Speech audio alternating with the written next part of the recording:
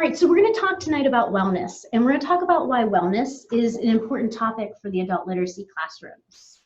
We're going to talk about 8 dimensions of wellness that give us a really comprehensive perspective of what wellness is.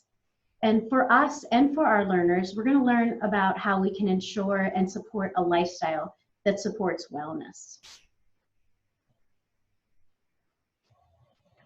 So today we're going to define wellness. We're going to talk about why it's important for those adult learners. We're going to talk about the 8 dimensions of wellness and how the wellness wheel supports wellness. We're also going to talk about how we can make wellness actionable and how we can build habits to support our wellness. So my name is Ellen Beatty, and I'm coming to you tonight from the state office, the beautiful state office building on Utah Street in Baltimore City. And so for those of you who probably know me best in my day job, I oversee the WIOA Title II programs here in Maryland. But my other jobs include teaching, program and course design, mentoring doctoral students. And so regardless of what I've always done in life, it seems like I've always been a student or supported students. And I've watched learners succeed, and I've watched them not be so successful. And so regardless of my role, I've always been focused in on how can we help learners be more successful. And one thing that's become clear over the years is that success in the classroom is very, very difficult and maybe arguably impossible if we don't consider the holistic approach to a student's life and to a student's wellness. So I'm going to ask a question. You can feel free to type it into the chat box, but what interests you in wellness? Why are you here on the week before Christmas at a 5 o'clock session? What is it about wellness that interests you?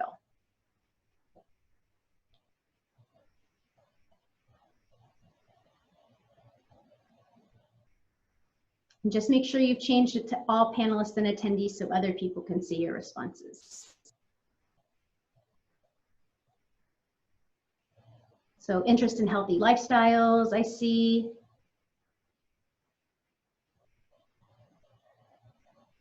Great. All right. So let's define wellness. I pulled these 2 definitions. One's from the World Health Organization. It talks about a complete state of physical, mental, and social well-being. And it really emphasizes not merely the absence of disease. The National Wellness Institute talks about achieving full potential. And so this is kind of what I like to come up with. It's a lifelong process of making decisions that support a balanced life and enable you to maximize your own potential. So one of the prevailing thoughts here tonight is that wellness matters. An optimal level of wellness leads to a higher quality of life. Everything that we do, every emotion that we feel directly relates to our well-being, and it becomes a cycle because our well-being directly affects the way we behave and how we feel. When we take wellness into account, we can find ways to subdue stress, to reduce the risk of illness, and to increase our positive reactions with others. So I think you can see that all of these things really lead to creating an environment within yourself and within your immediate surroundings that support both wellness and our ability to learn, which I think you know is where I'm going next. So a little glimpse into our adult literacy learners. This information is pulled from a COABE fact sheet. Our adult literacy learners are 4 times more likely than the general population to have poor health, to have less access to health care and quality information. They're also 3 times more likely to live in poverty, to experience food insecurity, and to lack basic necessities. Additionally, they're 2 times more likely than the general population to be unemployed.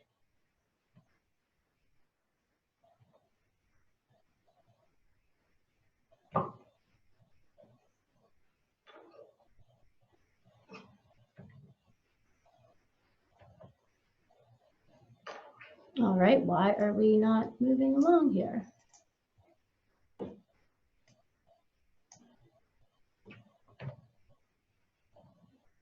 Okay, sorry.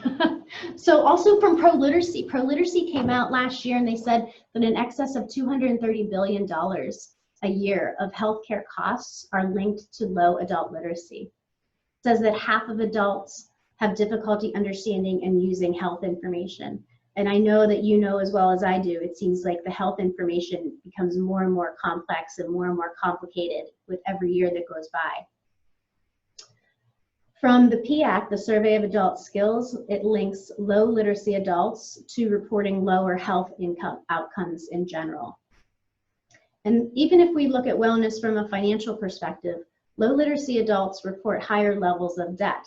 And that in and of itself isn't terrible. I mean, debt encompasses things like mortgages, things like student loans.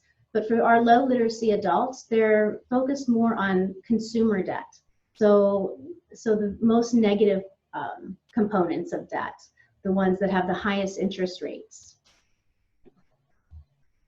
And so what does all this lead to? An immense amount of stress. Higher levels of stress for our low literacy adults, which leads to a lower ability to focus, to pay attention, and of course a diminished ability to learn.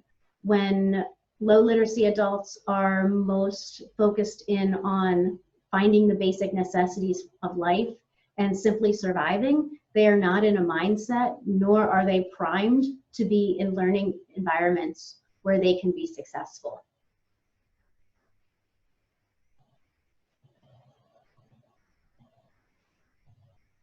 All right, so we're going to talk tonight about the wellness wheel. And Gina sent out a document called the Wellness Wheel. It looks like this. You might have printed it out. But if you didn't, that's fine too.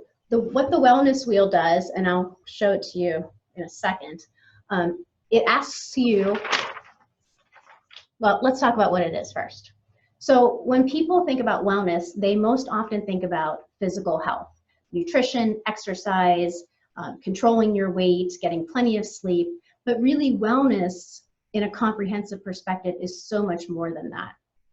Wellness is really that holistic integration of physical, mental, spiritual well-being. It fuels the body, the mind, the spirit.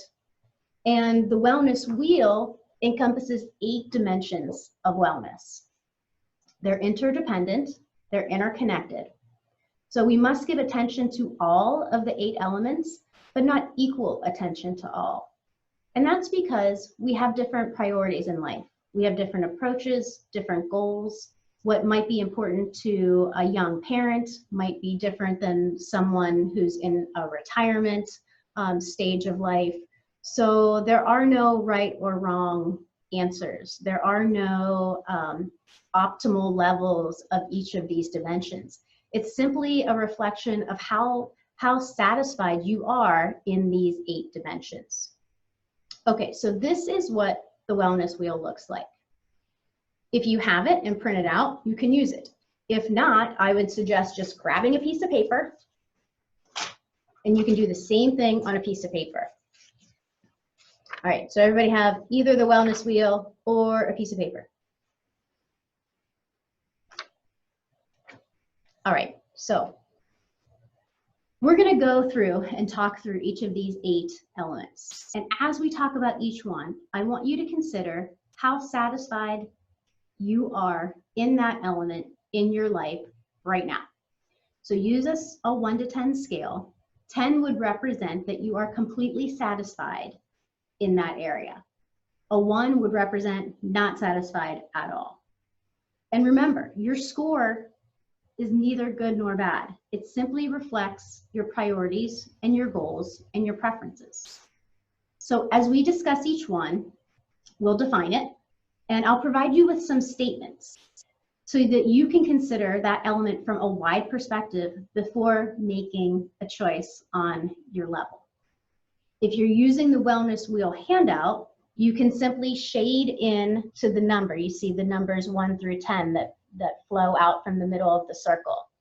If you don't have the Wellness Wheel, I would ask that you just simply jot down the dimension and then give yourself a score from 1 to 10. And remember, everyone's is going to look different, and I will show you mine at the end. You're not ranking them compared to other people. You're not ranking them high or low or good or bad. You're simply rating your own satisfaction with that specific dimension. All right, so we're going to look at emotional wellness first. Emotional wellness is about feelings and expressing emotions in constructive ways. People who have a high level of emotional wellness are able to cope with life's challenges, and they have found ways to deal with the natural stresses of life.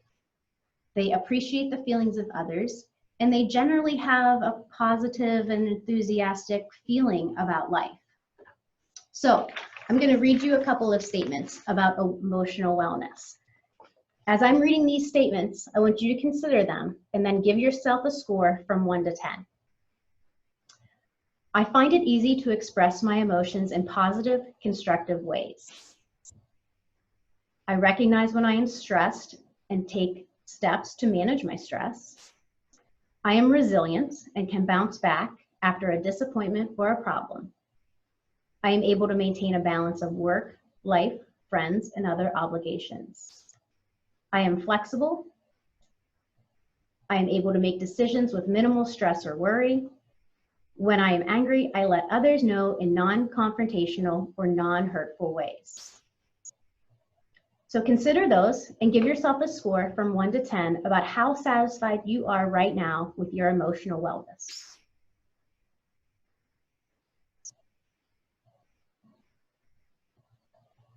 All right, our second dimension is environmental wellness. And environmental wellness is about how we interact with our natural, social, and built environments. Do we have daily habits that support our physical environment? Do we have a commitment to a healthy planet? And do we foster a safe and healthy environment for others? So here are some statements to consider as you're determining your score for environmental wellness. I recognize the impact of my actions on my environment. I recognize the impact of my environment on my health. I am able to and make use of health, wellness, and safety resources. I practice environmentally conscious behaviors. Recycling might be an example. I seek out ways to improve my social environment in my setting. I surround myself with people who support me in my journey of being healthy and well. Okay, so give yourself a score for environmental wellness. All right, intellectual wellness. When we're talking about intellectual wellness, we're talking about being curious, being a lifelong learner, valuing creative and mentally stimulating activities, or sharing our knowledge and our skills with others. Here are some statements that you can consider. I am curious and interested in my communities as well as the world around me. I search for learning opportunities and mental activities. I manage my time well rather than it managing me. I enjoy brainstorming and sharing information with others in group projects and tasks. I enjoy learning about the subjects around me other than those that I am required to learn. I seek opportunities to learn practical skills to help others. Okay, so give yourself a score for intellectual wellness. All right, physical wellness. This is the one that is most easy for most of us to understand. Our physical wellness is about making choices that avoids harmful habits and practicing habits and behaviors that support our physical body, our health, and our safety, both now and in the future. So here are some statements about physical wellness. I engage in physical exercise regularly. I get 6 to 8 hours of sleep each night. I protect myself I protect myself and others from getting ill. I abstain from drinking alcohol, or if I do drink, I do it in moderation. I avoid using tobacco products or other drugs. I eat a balanced diet. I get regular physical exams. All right, next. This is our fifth one, occupational wellness. Occupational wellness is about how much personal fulfillment we get from what we do professionally. Is the work that we're doing consistent with our values, our goals, and our lifestyle choices? Do we feel that we're contributing our unique gifts, skills, and talents to work that is meaningful and rewarding? And it also includes maintaining that very important work-life balance. So, some statements to help you make a decision on your occupational wellness. I get personal satisfaction and enrichment from work. I believe that I'm able to contribute my knowledge, skills, and talents at work. I seek opportunities to improve my knowledge and skills. I balance my social life and job responsibilities well. I effectively handle my level of stress related to my work responsibilities. My workload is manageable. I explore paid or volunteer opportunities that interest me.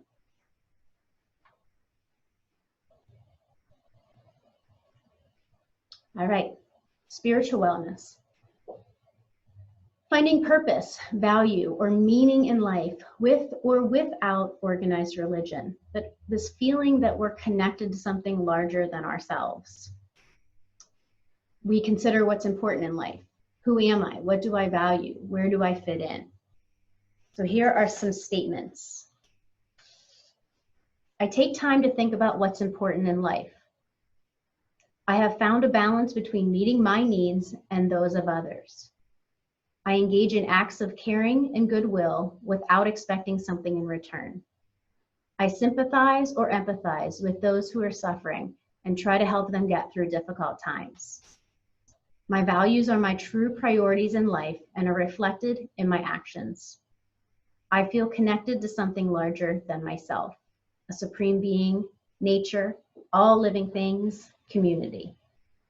I feel like my life has purpose and meaning. All right, social wellness. Social wellness is about how we interact with our larger social constructs, contributing to our community, dealing effectively with interpersonal conflicts, and maintaining healthy relationships. Here are some statements to help you make a choice on your social wellness. I consciously and continually try to work on behaviors or attitudes that have caused problems with my interactions with others. In my romantic relationships, I choose partners who respect my wants, needs, and choices. I feel supported and respected in my close relationships. I communicate effectively with others, share my views, and listen to those of others. I see the good in my friends and do whatever I can to support them. I participate in a wide variety of social activities and find opportunities to form new relationships. And number 8, financial wellness.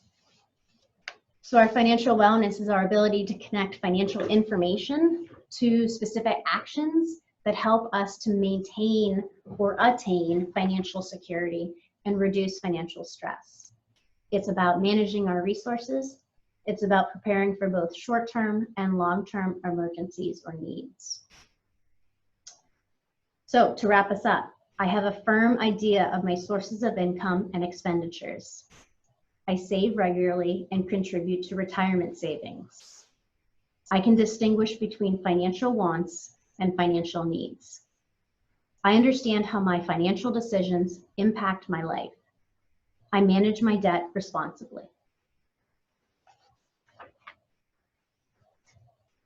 Okay, so you should now have a wheel completed or a list that's going to highlight the ranges for you in each of these 8 dimensions.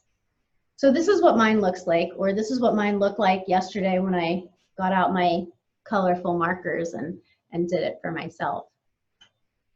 Just remember, it's not good, it's not bad. They're all interconnected. You probably heard some, you heard stress come up with quite a few of those. You heard finding meaning, in a couple of those. So they're all interconnected, and it's important for us to remember that to be well-rounded and to have a balanced lifestyle, that each of these is going to ebb and flow as the situation dictates it. Okay, so I would be really interested in the chat. Would anyone like to share what some of their more satisfied levels are? You can see from this one that my occupational, physical, and intellectual are about the same. And my satisfaction drops for spiritual and social primarily. So if you're comfortable, type it into the chat. If not, I get that. This can be very, very personal.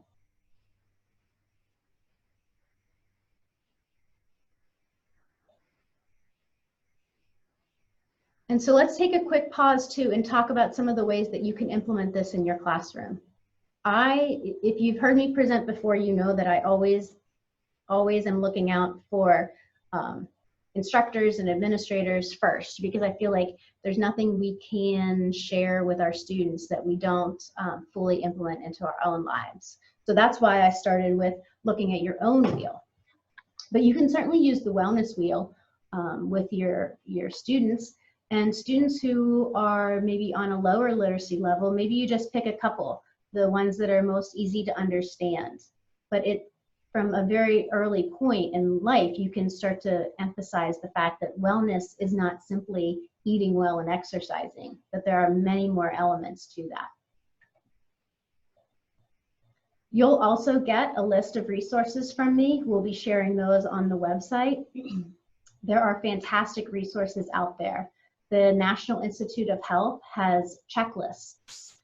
They have social wellness checklists, and they have maybe 4 or 5 others that align with the dimensions of wellness.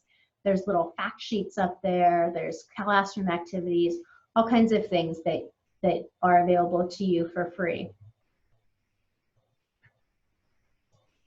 And the other thing that I like to remind everyone is that we're role models for wellness. Bringing in those healthy snacks on the same nights where you order pizza for your post-testers, or encouraging a moment of quiet to center students, teaching them ways that they can minimize stress, maybe through simple breathing exercises, or just different perspectives on how to look at life situations. All kinds of really great ways that you can implement these things in the classroom. You can implement them one by one, or you can use a more holistic approach with something like the wellness wheel. You know your students best, and you know how they will most likely relate to these. Okay, so now you have a visual representation of your wellness wheel, or you have a list that shows your level of satisfaction in those 8 dimensions. So now what? Well, some of you and some of our learners may look at theirs and say that they're perfectly fine, perfectly content with those 8 dimensions of wellness. But for the rest of us, sometimes we can see things that, that uncover some dimensions that we'd like to work on. So when you're looking at your wheel, or when you're looking at your levels, ask yourself, which dimensions show a high level of satisfaction for you? And which dimensions show a low level of satisfaction? And then ask yourself, do these align with my life priorities and my goals? Or are there discrepancies that I see between what I say is important in my life and the levels of satisfaction in those dimensions?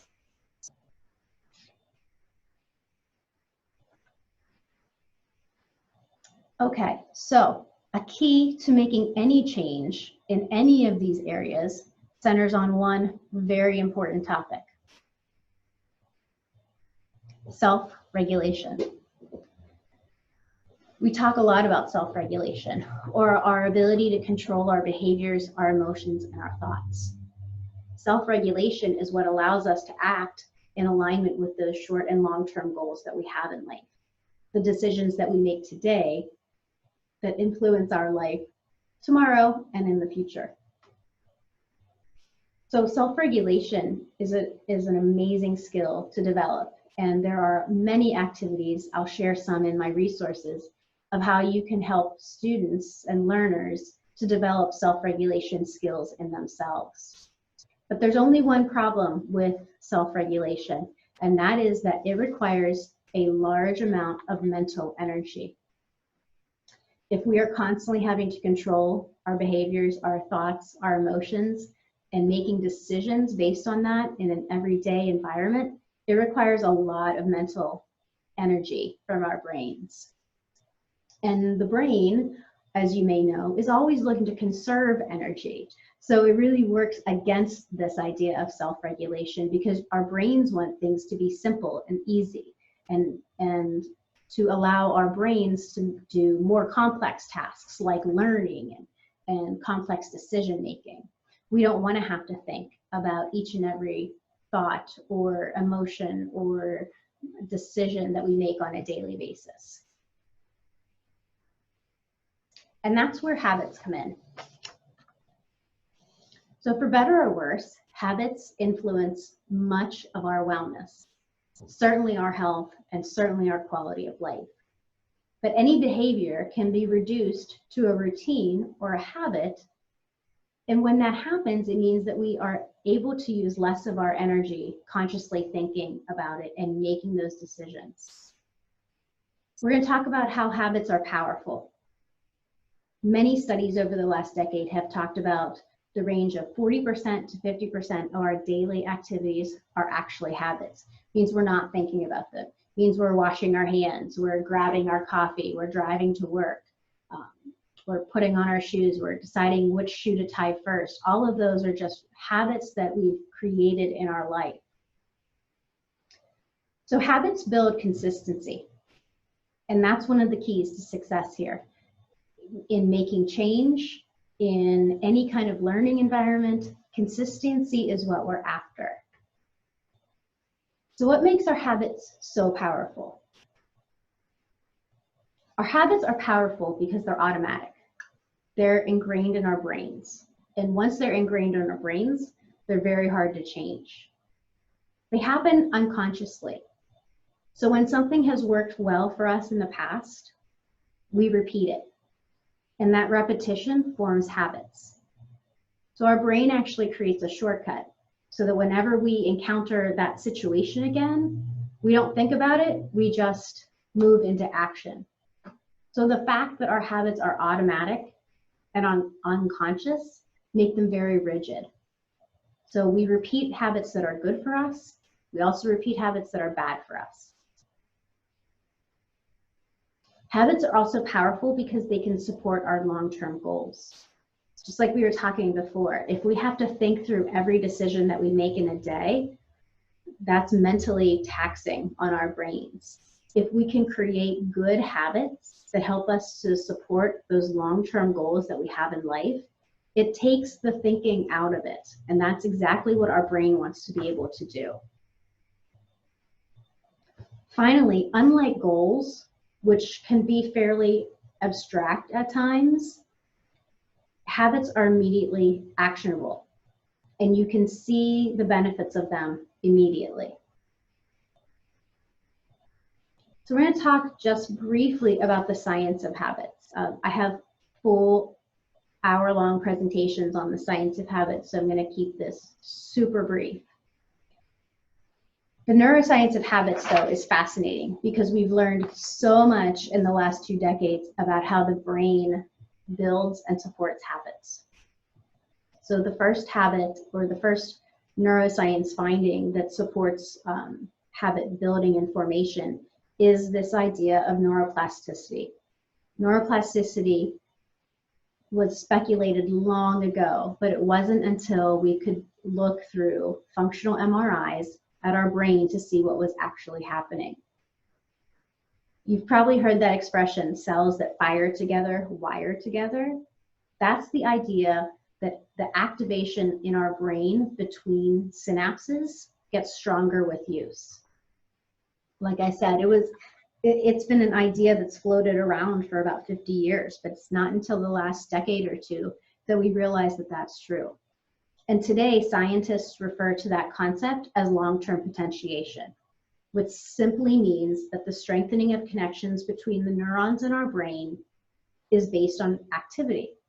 So neuroplasticity, the ability to change, neurogenesis, the ability to grow new neurons, and long-term potentiation are the reasons why those London taxi cab drivers have larger hippocampi than other people, and why people who have sustained meditation practices have different structures and functioning of neurochemicals in their brain.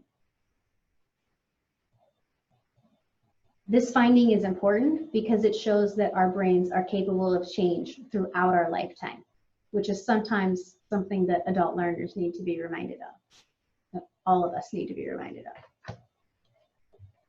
The second one is a finding that our brains reorganize information depending on whether we are acting in a goal-directed behavior or a habitual behavior.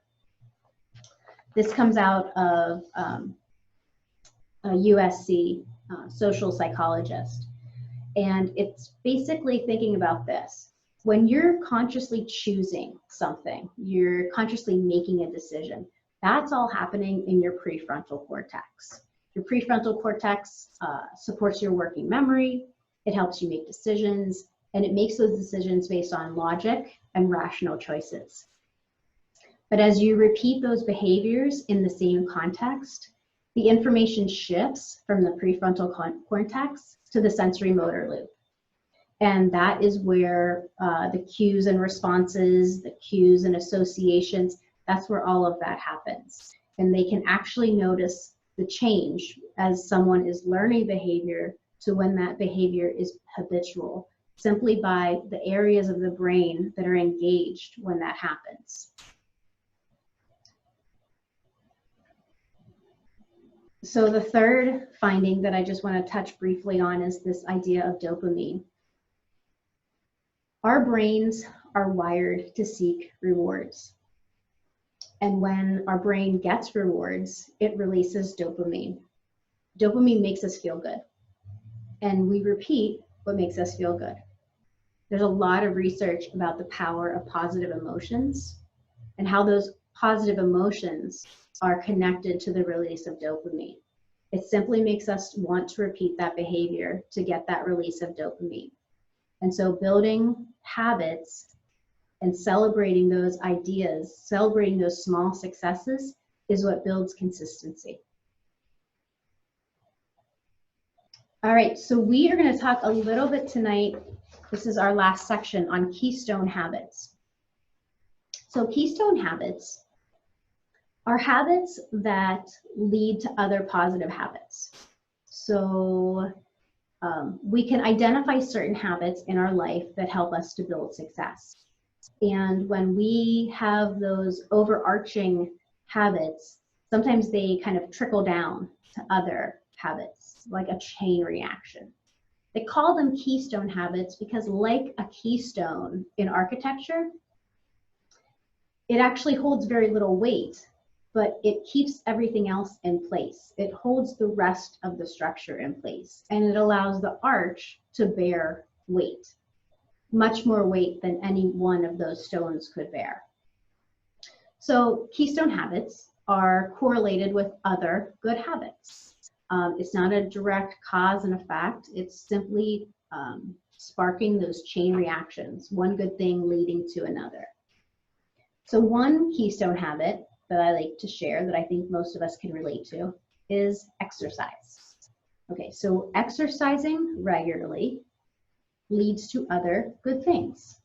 It leads to often to better nutritional food choices. But the American Association of Applied Sports Psychology says it also leads to a bunch of other stuff. It leads to less stress, more patience, more productivity at work. It can lead to better sleep, a better mood, and more confidence. So we could create habits around all of those elements at the top. We could create habits that help us get better sleep. We could create habits that help us to be more confident. But what the keystone habit idea is all about is creating the habits around the larger elements that allow us to trickle down with others. So let's talk about Keystone Habits. And let's talk about Keystone Habits in education. So what habits might, and feel free to shout it out in the chat box, what habits in someone's learning environment might be correlated to other good habits? And I'll share one as you're kind of thinking through it. The first one that always comes to mind is self-discipline. So if we can create habits around self-discipline, that self-discipline helps us to do a lot of other things. Helps us to manage our time well, helps us to avoid distractions, helps us to identify maybe key objectives or key goals or things that we want to do. So self-discipline is one that always comes to my mind. Time management, yes. So time management as a keystone habit. What other good habits flow from having good time management in place?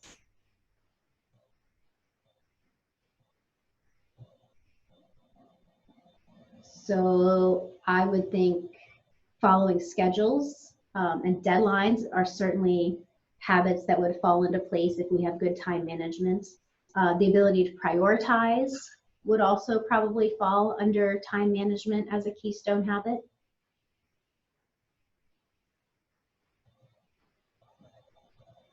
Any other keystone habits?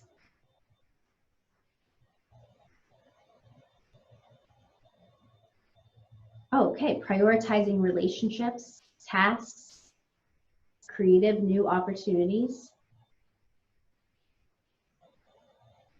So talk to me about prioritizing relationships. What kind of other positive habits could come from that?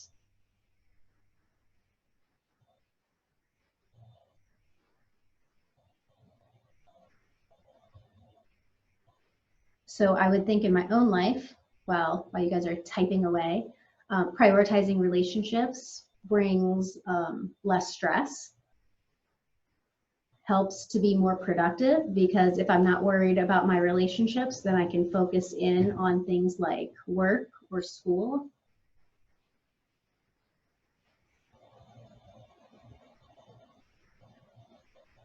Yeah, so you get the idea. So we can help our learners to identify what those keystone habits are in their life. The other thing that keystone habits allow us to do is focus in our attention. So we don't have to change everything. If we can identify a few habits that will help us in multiple areas of our life, then we can focus there, and we don't have to focus on each and every simple dimension. Okay, so prioritizing tasks help with accomplishment of goals. Absolutely, absolutely.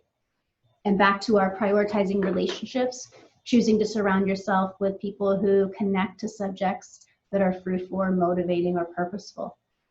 Yes, absolutely, right? The people who we choose to be around on a daily basis are big influencers on many of our dimensions of wellness. Social, occupational, sometimes financial, physical, and an ability to take a break to refocus. Yes, absolutely. Our ability to prioritize is certainly a keystone habit for sure. They're also overarching, right? Because if we can prioritize tasks in, say, our occupational wellness dimension, then we're also probably very able to transfer those abilities to our social life, or to ensure that our emotional wellness stays in check. Okay, from Cheryl, allowing you and your students opportunities for diffused thought, especially when doing grammar, or to take a break, to come back and appreciate what has been learned. Yeah, excellent. Mindfulness is an excellent keystone habit. You're hearing more and more about mindfulness in education. And one of those reasons is because mindfulness has many other benefits.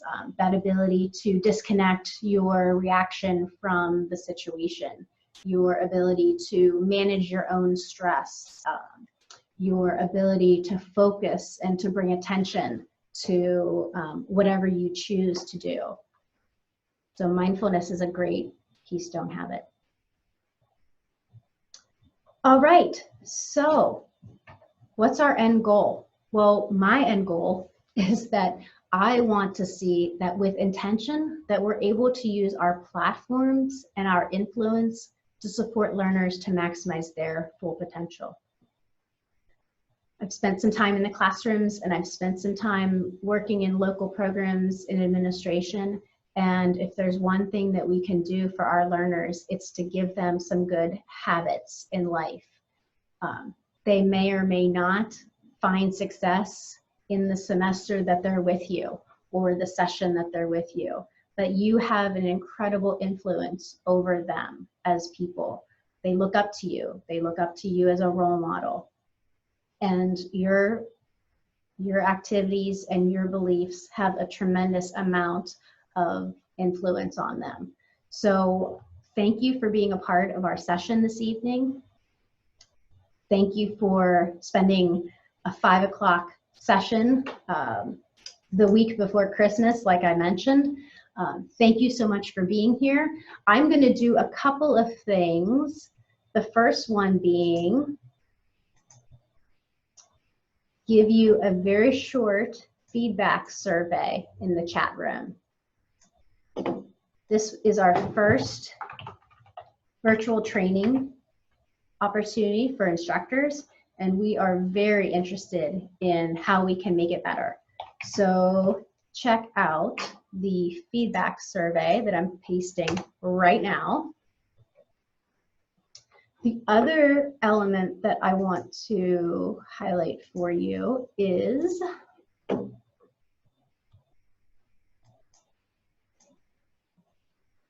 our website. Our website for the Virtual Training Institute. We are going to have all of the recordings and the resources available to you within the next week or so. And those are all going to be available on the website. So I have it pulled up here if you can still see my screen. You'll be able to see the presentation, the recordings, and then you'll also be able to see all of the handouts and resources that your presenters have made available to you. So thank you so much for your time this evening. We will be sending out an email to all of our participants, reminding you of where you can find resources and the recordings of our sessions. This is a wrap. So I get the final session of our very first Virtual Training Institute, and I'm so happy to say it's a wrap, and we thank you for your support. Have a wonderful night.